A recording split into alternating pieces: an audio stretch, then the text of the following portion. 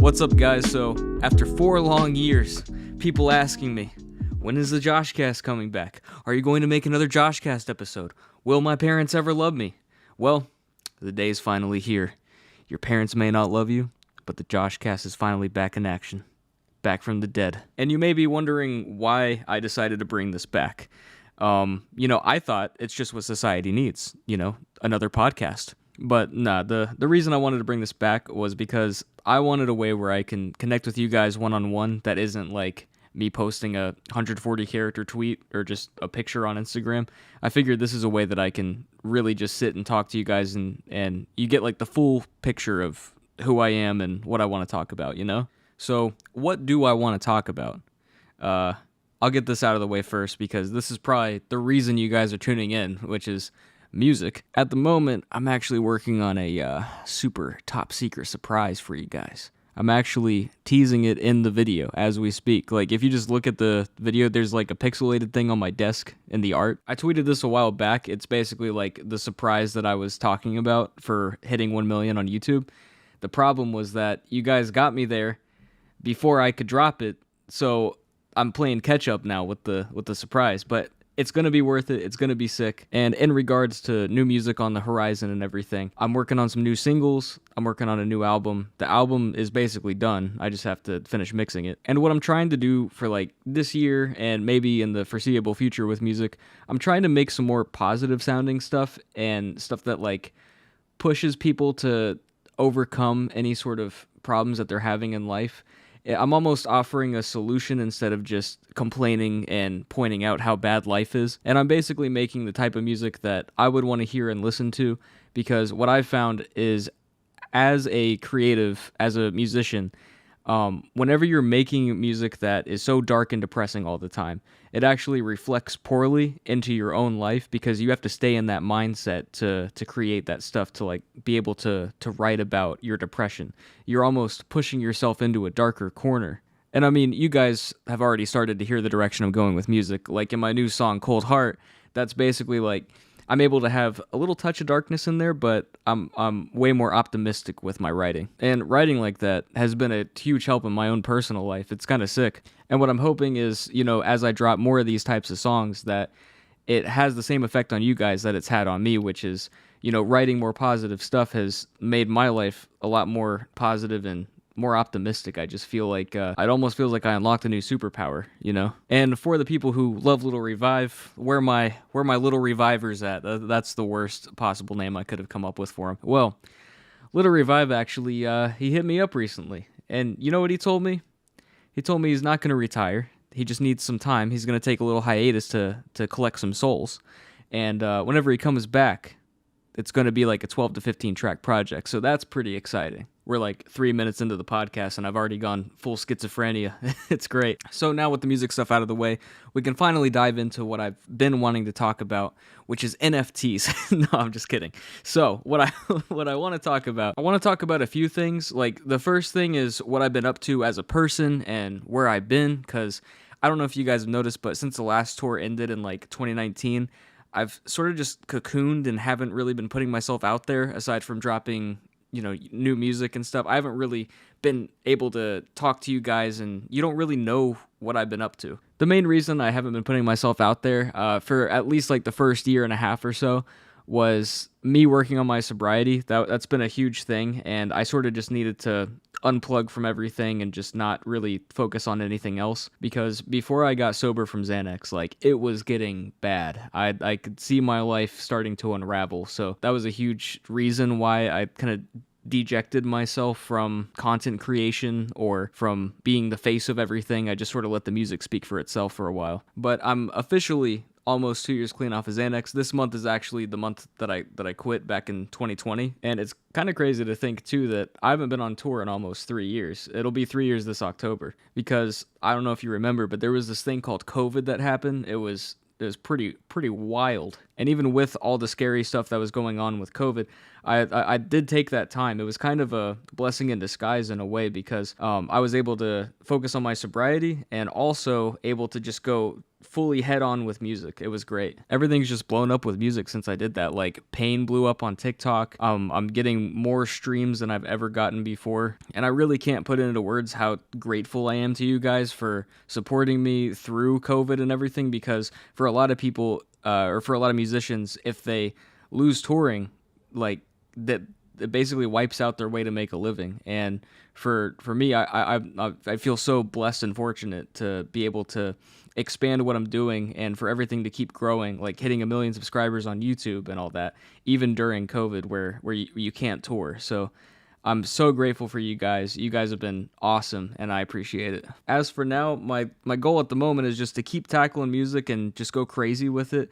And I also just I really want to get out of Florida, just move to the mountains and live on, a bunch of acres just on property and build out a nice little area for myself, because I really hate living in the city. It's awful. I would not recommend it. It's gotten so bad that I literally have to cut to new takes in this podcast because the sound of cars is just so loud. But yeah, I got some big plans for the year in addition to just music itself. I have some big things coming. I think you guys will be really excited.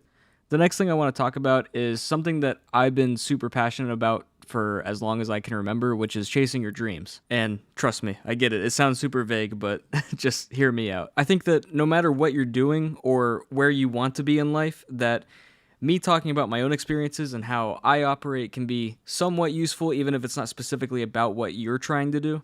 So before I talk about the ways that you can successfully chase your dreams, the most important thing that I can't stress this enough that I want to talk about is mindset. Time and time again, when I talk to people who haven't reached their goal, it's always because of this quote-unquote I can't mindset. Before tackling anything, you have to prevent yourself from talking yourself out of doing something because you're not sure how to do it. Like, oh, I can't be a musician because I've never written a song before, or I can't run in a marathon because I've never ran a mile. It's like that mindset. You just kind of have to catch yourself as you start going down that neural pathway. You just have to shut that off right away. In my opinion, the proper mindset to have when going at anything is not thinking about the improbable. You have to stop doing that. So, for example, with trying to be a musician, right? I'll give you some counter arguments to the doubtful thoughts you might have. One doubtful thought might be, I can't afford music software, so there's no point in even trying. But fellas, you're one Google search away from finding free music software or even trial versions of it. And then to that, you might say, okay, well, even then I don't know how to use the software, so why would I even try?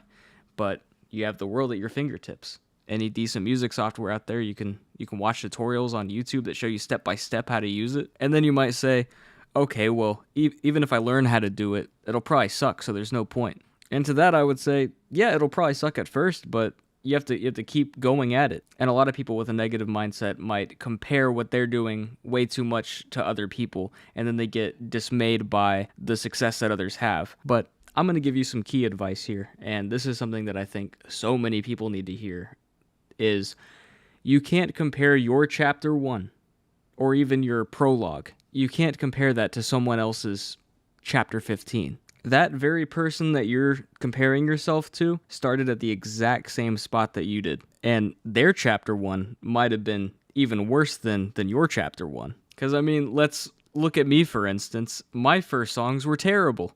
There's probably people out there who are afraid to start who could probably make better music than I did when I first started out. I don't know if you're picking up on this, but this doesn't have to relate to music. This can literally be any goal that you're aspiring to. So to recap the overall point for mindset, it's just don't think about what you can't do, because you can literally do anything with a few Google searches. And don't compare yourself to other people, too much on your journey. You can compare yourself to others to check for quality with what you're doing, which is important in my opinion, but just don't get dismayed because someone is more successful than you. Okay, so we got mindset. Now, the next thing that you want to figure out is the integrity of the goal itself. I think one of the hardest things for people is identifying their goal and passion, because there's a lot of people out there who think, I don't even know what I want to do in life. And there's nothing wrong with that. There's no race, there's no rush. You don't have to know what you want to do today or next week or even next year. I think we as humans have a few purposes in life, and the first purpose is to find the purpose. That totally sounds like a thought a high person would have, but but you get it, right? Like, you're going to find your goal, or you're going to die trying. That's the whole thing. And I can't stress it enough that you don't have to rush into it. You don't have to know right away, because there are so many people in life who didn't find out their purpose or their passion until they were well in their 40s, 50s, or 60s. In our society, we have such a romanticization with people like Mark Zuckerberg, Steve Jobs, or Elon Musk, like people who started these massive companies and became billionaires at a pretty young age. And as society tells our youth more and more that's like what you have to do, it can become pretty daunting for a kid. If you have been in a rush to figure out what you want to do, like if you're about to, go into college and you're not sure what you want, if you want to breathe a sigh of relief, I would Google people who found success after the age of 40. And if you look at the people in those lists, I think that will put a lot of things into perspective for you and can kind of calm down the anxiety of trying to figure out what you need to do in life. Like, here's a great example. I'm looking at the list right now. Samuel Jackson. That's a perfect example. He didn't get his first starring role until he was 46 years old. Now he's everywhere. If you go on the internet or TV, you can't escape Samuel Jackson. He will find you. So yeah, I just wanted to make that point, because as we dive deeper into this and as I talk more about it, I don't want you to feel disappointed because maybe you can't relate to it, or maybe you haven't found it yet. But at the very least, hopefully a takeaway from this is that once you find it, you'll be well equipped to tackle that goal because you listen to the JoshCast. But real quick, I do want to make sure that I made it clear that just because, some people found success later in life, that's not an excuse to just dick off for the next 20 years. I'm pretty sure all those people on that list of people who found success after the age of 40, they probably spent the majority of those years leading up to that success trying and failing and trying and failing. That's just, failure is all a part of it. And that plays back into what I was talking about with mindset. If you fail, you can't have doubtful thoughts. You have to look at it objectively and understand why you failed and how you can learn from that moving forward. Okay, so we got mindset, and then we got identifying the goal. So now it's going to be tackling the goal. And there's a lot of ways that you can do this. My preferred way is kind of like an altered form of mind mapping. And if you don't know about mind mapping, that's basically you write down your goal, and then you start branching off steps to that goal or things that you need in order to achieve it. You can Google mind mapping to kind of get a better grasp of it. I'm bad at explaining it because it's just so ingrained into my muscle memory. So what I do whenever I have a goal is I get a fresh new notebook. I like to have a 5-subject college ruled notebook. And what I do is first I write down the goal. And if I don't have steps to the goal, what I'll do is just keep writing down that goal every single day. And what happens when you are writing down the goal every single day is that it basically becomes etched into your subconscious to wherever, even throughout the day, you're thinking of ways to achieve it. When I was first starting out with music, I was in high school, and literally every single class, I would be writing it down. Like, if there wasn't, a test or work or whatever that I had to do, any free time that I had, I'd be writing down that goal in the notebook. And you can have more than one goal. Like, you can have one giant goal that, like, sums up your life's purpose, and then you can have little mini goals that are sort of along the way to that big one. So in writing form, you're basically creating a ladder to that big final purpose. I like to think about it like the classic Mortal Kombat mode, wherever you have to keep fighting people and keep fighting people. It's like a new fight every single time until you get to the big final boss. So with each fight, you're just focusing on that one fight, and then you beat it, and then you go to the next one, and then the next one. And it's almost like moving the goalpost in a way, where you just focus on that one little goal, and then you beat it, and then you just move the goalpost up a few feet to the next one, and then you keep doing that. And I just looked it up now. It's called the arcade ladder in Mortal Kombat terms. So imagine the arcade ladder with each fight is a different mini goal that ultimately leads you to the big final one. And that's pretty much where it differs from mind mapping. What I'm doing is kind of like vertically linear mind mapping, I guess. So let's try to apply this to an example, right? So let's say you want to start a YouTube channel and your big final goal is 100,000 subscribers.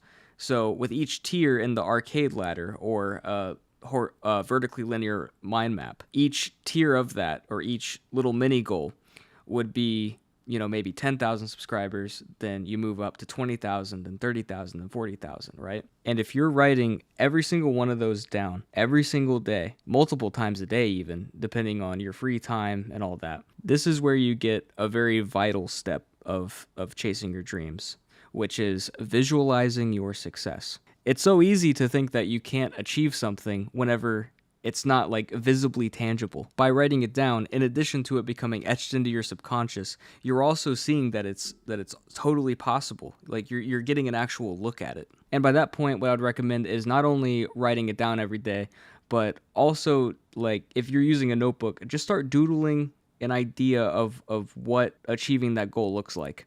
If it's 100,000 subscribers on YouTube, then draw a little channel icon with the name next to it and the subscriber count. Or if you're more technologically savvy, maybe try photoshopping it so that way you can see, like, for real what it will look like. And the reason you're going to do that is because it's visualizing your success. You have to see that this is a tangible thing, because once you have a visual aid, it starts looking a lot more possible. So now that you have a picture of what that success looks like, the next step is going to be formulating strategies based off of each tier on that arcade ladder. And from there, formulating those strategies is basically in your hands, because I don't know what your goal is. But hopefully all this stuff lights a fire under your ass to start chasing your dreams, man. Just do it. Everything I laid out for you guys is exactly what I followed in order to get where I am today. And I still follow this stuff to this day. It's gone through a lot of alterations. I'm basically giving you the final product and the final, like, fine-tuned version of what I do. I'm pretty much giving you guys my secret sauce here. This is like my Krabby Patty formula. And I guess that makes you plankton. If you guys like this sort of inspiring stuff or whatever, pushing you guys to achieve greatness and all that, let me know in the comments, because I love talking about this stuff. I would love to talk about it more in a future episode. Maybe you can leave a comment down below and ask me about specific topics to talk about, because I love this kind of stuff. Another topic that I think would be really cool to talk about on a future episode is building wealth and trying to build wealth just from starting from ground zero, basically. I have a lot of ideas and research and stuff that I think could be helpful to you guys. So yeah, just let me know, and maybe that'll be the next one I do. I could also do, like, specific stories, maybe how I go about making music, how I came up with Little Revive, all that type of stuff. Eventually what I want this podcast to be is sort of like a place where you guys can listen and be inspired and motivated. I want it to be something that, like, if you're going on a long drive or you're playing video games or going on a walk, you can kind of have some brain food instead of some brain mush content, And I do have even greater aspirations for doing a podcast, because I feel like once my schedule frees up, I could start doing more throughout the week, because it would be so cool to do a true crime episode once a week and then have the typical format once a week as well. So you'd get like 2 podcasts a week, and possibly even 3 if I can come up with another topic. So the next thing I want to talk about is kind of where my head is at with everything, with music and future plans. I've been doing this music stuff full time for about 6 or 7 years now, and I basically built up the music to the point where it's a pretty stable and safe operation right now. But what I'm noticing is the way how I release content is I pretty much just do a song, that's it, and you don't really see much else. So my plan for the future to keep everything growing and keep reaching new heights is during the lulls between singles, wherever I'm not really posting anything, I really want to start posting new content. So I'm starting with the podcast. Eventually, I want to break into gaming content. I actually have an empty room in my house that I want to turn into a proper, like, gaming setup. I don't really see myself streaming because I feel like I don't need the money for it, and I don't want to take away viewers from people who are trying to build an income from Twitch. The type of gaming stuff I would probably do would be like Minecraft videos, because I've been getting back into the game recently, and I think that there are so many opportunities to make videos from that. Like, there's so many funny moments that I have in the game, and I feel like it's almost a disservice to not show you guys. And I've always wanted to do YouTube in some type of capacity, like even before I started making music, YouTube was always the goal. But then I ended up falling in love with music and I pivoted over to that. And now that it's gotten to the size that it's at, there's so much planning that goes on where songs will be planned out like months in advance, and I'll just be like sitting around kind of bored waiting to do something. So I feel like tinkering around with YouTube videos and podcasts and all this stuff is going to be like a new outlet for me, which I'm pretty excited about. It's kind of like a new hobby. And on top of that, I get to interact with you guys and communicate more. I just feel like this is a win-win for both me and you. Where like in the past, I would just upload a song and then disappear, and then upload another song and then disappear, and then upload an album. This time around, it's like I upload a song and then I upload some videos. Maybe I do like reactions to people vibing with the song or whatever, and then drop another song, keep uploading content. That way I can just consistently be interacting with you guys. So yeah, I think that's going to do it for today's podcast. I'm probably just going to leave it as a shorter one. I'll be back with the longer one next week. I could probably get it to about like 40 minutes to an hour. But yeah, if you're still here, thanks so much for listening. I also wanted to thank you guys for getting me to 1 million subscribers. It means the world. I'll see you guys in the next one. Peace.